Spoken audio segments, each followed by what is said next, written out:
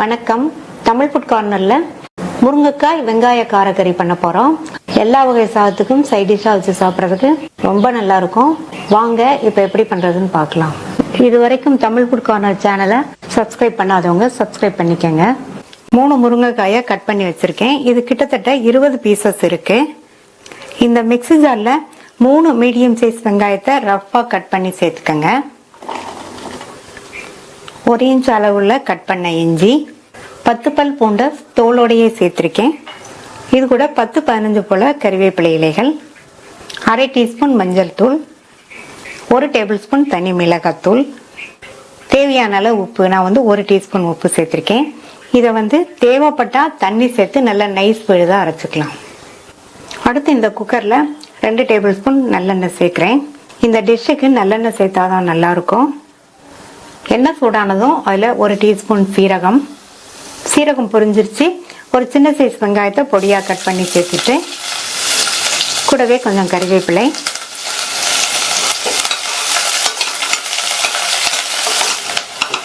வெங்காயம் வதங்கி இந்த மாதிரி கண்ணாடி பதம் வந்ததுக்கு அப்புறமா இது கூட கட் பண்ண முருங்கைக்காய், இதில் கொஞ்சமாக உப்பு சேர்த்து இந்த முருங்கைக்காயை 1 நிமிஷத்துக்கு வதக்கி விட்டுக்கங்க.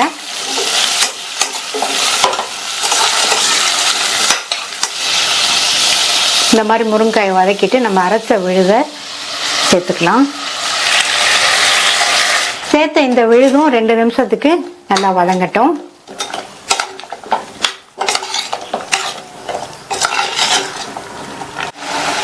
மசாலா விழுது சேர்த்து 2 நிமிஷம் ஆச்சு. இது கூட 3/4 கப் தண்ணி சேர்க்கிறேன். 1 டீஸ்பூன் பொடித்த வெல்லம் சேர்த்து நல்லா கலந்து விட்டுட்டு மூடி போட்டுடலாம். ஸ்டீம் வந்ததுக்கு அப்புறமா வெயிட் போட்டு ஹை ஃப்ளேம்ல ஒரே ஒரு விசில் மட்டும் வரட்டும். ஹை ஃப்ளேம்ல ஒரு விசில் வந்துடுச்சு. ஒரு விசில் மட்டும் போதும். இப்போ ஸ்டீம்லாம் போயிடுச்சு, எடுத்துடலாம். அடுத்து இதில் பொடியாக கட் பண்ண கொத்தமல்லி இலைகள் கொஞ்சம் சேர்த்துக்கலாம். கொத்தமல்லி இலைகள் சேர்த்துட்டு நல்லா ஒரு தடவை கலந்து விட்டுறலாம். ரொம்ப ரொம்ப ஈஸியாக வேகமாக பண்ணக்கூடிய முருங்கைக்காய் வெங்காய காரக்கறி ரெடி ஆயிடுச்சு.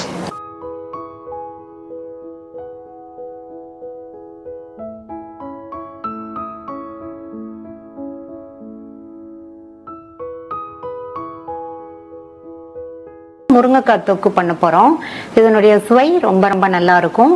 5 முருங்கைக்காயை கொஞ்சம் நீளமா கட் பண்ணி வச்சிருக்கேன். இந்த தொக்குக்கு முருங்கைக்காய் கொஞ்சம் நல்லா சதைப்பற்றுள்ளதா வாங்கிக்கோங்க. அப்பதான் இதுல நமக்கு சதைப்பகுதி நிறைய கிடைக்கும். இந்த முருங்கைக்காயை நம்ம இப்போ ஆவியில வேக வைக்க போறோம்.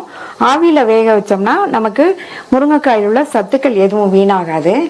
இப்ப ஒரு ஸ்டீமரை வச்சுட்டு நம்ம கட் பண்ணி வச்ச முருங்கைக்காயை வச்சிடலாம். எல்லா பீசஸையும் வச்சாச்சு. மூடி போட்டுடலாம். மீடியம் ஃப்ளேம்ல இந்த முருங்கைக்காய் வெந்து வர்றதுக்கு 10 to 12 நிமிஷம் ஆகும். 12 நிமிஷம் ஆச்சு. ஓபன் பண்ணி பார்க்கலாம். இப்ப பாத்தீங்கன்னா முருங்கைக்காய் பீசஸ்லாம் நல்லா சாஃப்டா வெந்துருச்சு.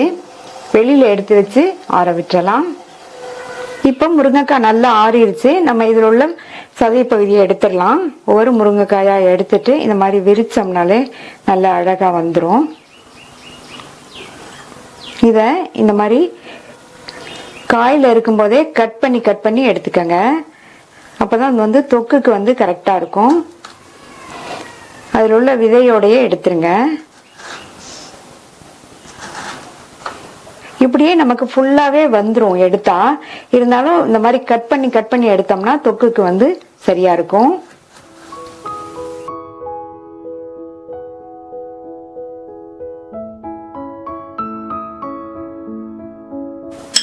இதே மாதிரி எல்லாத்தையும் கட் பண்ணி ரெடியா எடுத்து வச்சுக்கலாம். இந்த பேன்ல 1 டேபிள் ஸ்பூன் எண்ணெய் சூடானதும் அதுல 1/2 டீஸ்பூன் கடுகு, 1/2 டீஸ்பூன் சீரகம், கூடவே 2 பச்சை மிளகாவை குட்டி குட்டியா கட் பண்ணி சேர்த்துக்கலாம். நம்ம சேர்த்த இந்த பச்சை மிளகாய் எண்ணெயிலேயே நல்லா வதங்கட்டும். இந்த மாதிரி பச்சை மிளகாய் எண்ணெயிலேயே வதங்குச்சுன்னா தொக்கோட ஃப்ளேவர் நல்லா இருக்கும். இதுல ஒரு மீடியம் சைஸ் வெங்காயத்தை கட் பண்ணி சேர்த்திருக்கேன். கூடவே கொஞ்சம் கறிவேப்பிலையும் 1/4 டீஸ்பூன் பெருங்காய பவுடரும் சேர்த்துட்டு இந்த வெங்காயம் ஓரளவு அதனுடைய கலர் மாறி வரையும் வதக்கிக்கலாம்.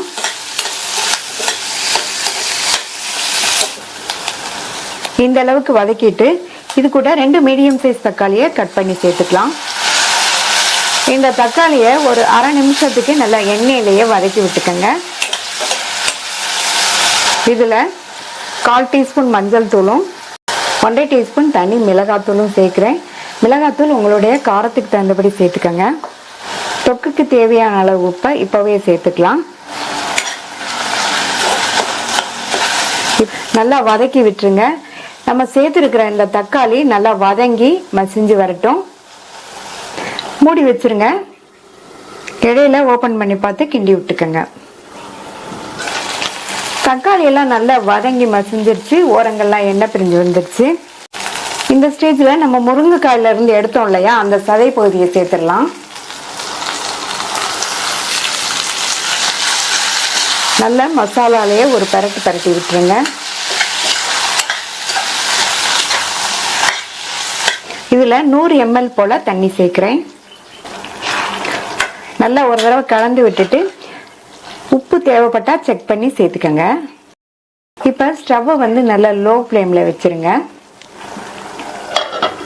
மூடி போட்டு 7 to 8 நிமிஷத்துக்கு எல்லாம் நல்லா ஒன்று சேர்ந்து வெந்து தொக்கு பதத்துக்கு வரட்டும். இப்போ 8 நிமிஷம் ஆச்சு. நம்ம சேர்த்த அந்த முருங்கைக்காய் சதை வந்து மசாலாவோட சேர்ந்து நல்லா வெந்து தொக்கு பதத்துக்கு வந்துருச்சு பாருங்க. இதில் பொடியாக கட் பண்ண கொத்தமல்லி இலைகள் சேர்த்துடலாம்.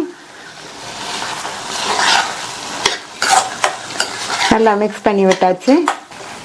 டேஸ்டான முருங்கைக்காய் தொக்கு ரெடி ஆயிடுச்சு. பொதுவாக முருங்கைக்காயை வச்சு குழம்பு, சாம்பார் இந்த மாதிரி எல்லாம் பண்ணுவோம். உங்கள்கிட்ட முருங்கைக்காய் நிறைய இருந்ததுன்னா இந்த மாதிரி தொக்கு ட்ரை பண்ணுங்க. ரொம்பவே சூப்பராக இருக்கும்.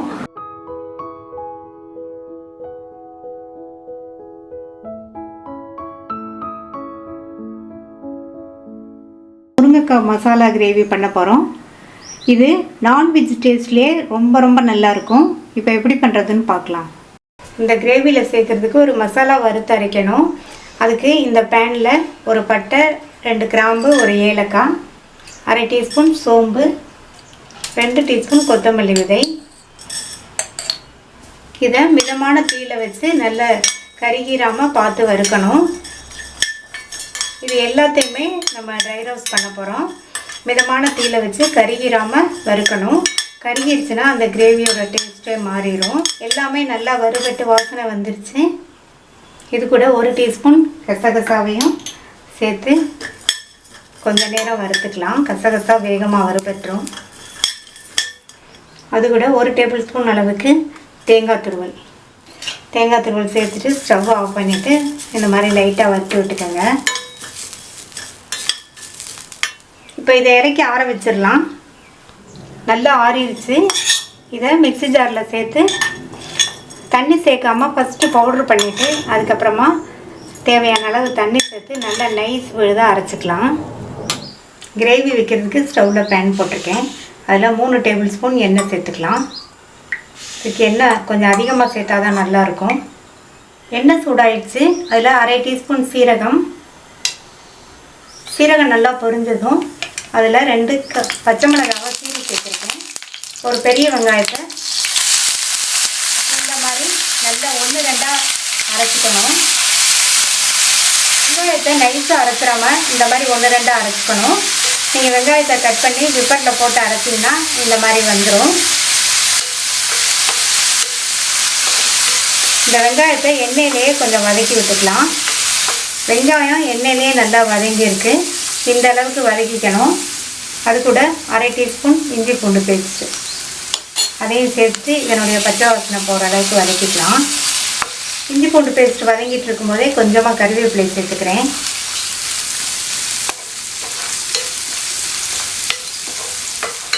அடுத்து ஒரு பெரிய தக்காளியை நல்லா நைஸாக அரைச்சி வச்சுருக்கேன். அதையும் சேர்த்துட்டு இந்த தக்காளியும் இந்த எண்ணெயிலேயே வதங்கட்டும்.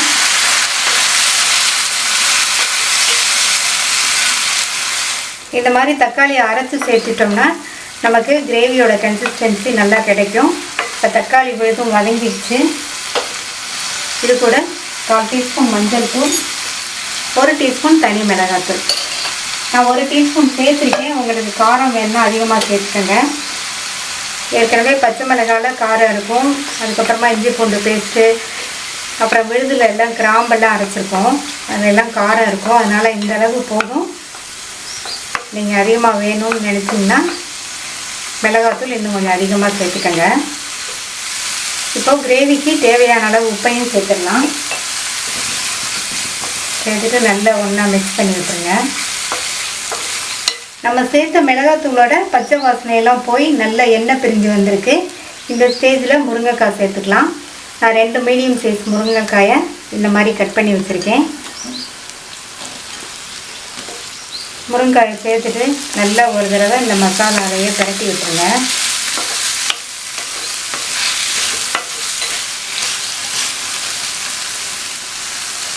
மூடி வச்சிடலாம்.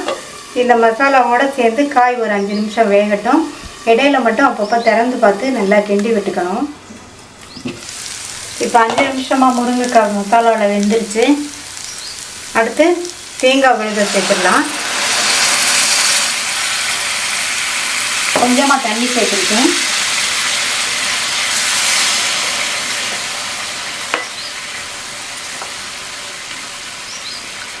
நல்லா கலந்து விட்டுட்டு மறுபடியும் மூடி வச்சிடலாம்.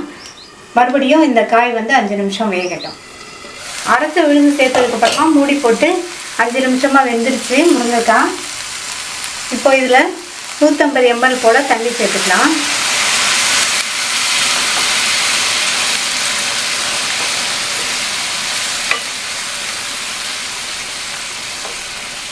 தண்ணி சேர்த்துட்டு நல்லா கலந்து விட்டாச்சு.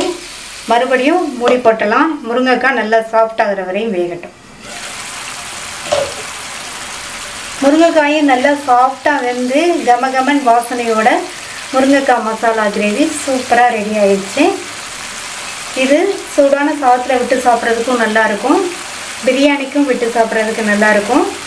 அது தவிர இட்லி, தோசை, சப்பாத்தி எல்லாத்துக்குமே தொட்டு சாப்பிட்றதுக்கு ரொம்ப ரொம்ப நல்லாயிருக்கும். கடைசியாக கொஞ்சமாக கொத்தமல்லி இலை தூவிட்டு ஸ்டவ் ஆஃப் பண்ணிடலாம்.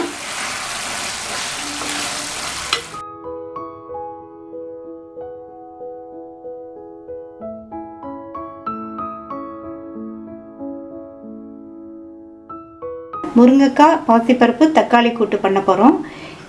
100 கிராம் பாசிப்பருப்பை 2 தடவை கழுவிட்டு 20 நிமிஷமாக ஊற வச்சுருக்கேன். இதை இந்த குக்கரில் சேர்த்துடலாம்.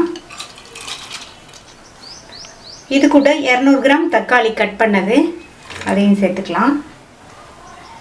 2 முருங்கைக்காய் கட் பண்ணது, 1 டேபிள் ஸ்பூன் அளவுக்கு பொடியாக கட் பண்ண வெங்காயம், 1/2 டீஸ்பூன் மஞ்சள் தூள், 3/4 டீஸ்பூன் தனி மிளகாத்தூள், 1/2 டீஸ்பூன் மல்லித்தூள்.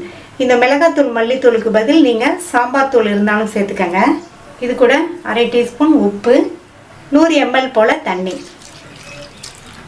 சேர்த்துட்டு எல்லாத்தையும் நல்லா ஒன்றா கலந்து விட்டுறலாம். மூடி போட்டுடலாம். ஸ்டீம் வந்ததுக்கப்புறமா வெயிட் போட்டு மீடியம் ஃப்ளேமில் 2 விசில் வேக வச்சுக்கலாம். மீடியம் ஃப்ளேமில் 2 விசில் வந்துருச்சு. பருப்பும் நல்லா அளவாக வெந்திருக்கு. அதுக்கப்புறமா முருங்கைக்காயும் கரெக்டாக வெந்திருக்கு. இப்போ இதை இறக்கி வச்சிடலாம். கடாயில் 3 டீஸ்பூன் எண்ணெய் விட்டு சூடாயிடுச்சு. அதில் 1/2 டீஸ்பூன் கடுகு உளுந்து, 1/2 டீஸ்பூன் சீரகம், 1 காஞ்ச மிளகாய் கட் பண்ணது, கறிவேப்பிலை சேர்த்துடலாம், 4 பூண்டு கட் பண்ணது, 2 டேபிள் ஸ்பூன் வெங்காயம். நான் வந்து பூண்டு சேர்த்துருக்கேன். பூண்டுக்கு பதில் நீங்கள் 1/4 டீஸ்பூன் பெருங்காய பவுடர் வேணாலும் சேர்த்துக்கங்க. இப்போ இந்த வெங்காயம் எல்லாத்தையும் நல்லா வதக்கிக்கலாம். வெங்காயத்தை கண்ணாடி பதம் வர அளவுக்கு வதக்கிக்கணும்.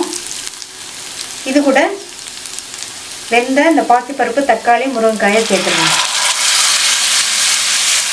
சேர்த்துட்டு கொஞ்சமாக தண்ணி சேர்த்துக்கலாம். ஸ்டார்டிங்கில் வேகும்போது 1/2 டீஸ்பூன் உப்பு சேர்த்தேன். இப்போ வந்து ஒரு 1/4 டீஸ்பூன் போல் உப்பு சேர்த்துக்கலாம், கரெக்டாக இருக்கும். சேர்த்துட்டு நல்லா கலந்து விட்டுறலாம்.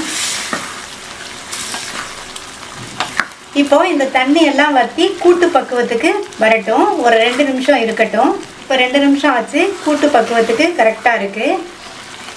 தக்காளி எல்லாம் சேர்த்துருக்கிறதுனால இந்த கூட்டு தக்காளி புளிப்பு சுவையோட சாப்பிட்றதுக்கு ரொம்ப ரொம்ப நல்லா இருக்கும். சாதத்துலேயும் போட்டு பிசைஞ்சு சாப்பிட்டுக்கலாம். சைட் டிஷ்ஷாக வச்சுக்கலாம். இட்லி, தோசை, சப்பாத்தி எல்லாத்துக்கும் தொட்டு சாப்பிட்றதுக்கு ரொம்ப சூப்பராக இருக்கும். கடைசியாக இதில் கொத்தமல்லி தலையை தூவிட்டு நல்லா ஒரு தடவை மிக்ஸ் பண்ணிவிட்டு ஸ்டவ் ஆஃப் பண்ணிடலாம். கடைசியாக இதில் 1 ஸ்பூன் தேங்காய் எண்ணெய் சேர்த்தோம்னா நல்லா வாசனையாக சூப்பராக இருக்கும். இந்த தேங்காய் எண்ணெய் நீங்கள் விருப்பப்பட்டால் சேர்த்துக்கங்க. தேங்காய் எண்ணெய் சேர்த்துட்டு நல்லா ஒரு தடவை இந்த மாதிரி மிக்ஸ் பண்ணி விட்டுருங்க. சூப்பரான டேஸ்ட்டில் முருங்கைக்காய் தக்காளி பாசிப்பருப்பு கூட்டு ரெடி ஆயிடுச்சு. இந்த முருங்கைக்காய் கூட்டை ட்ரை பண்ணி பார்த்துட்டு உங்கள் கமெண்ட்ஸை சொல்லுங்கள். தேங்க்யூ.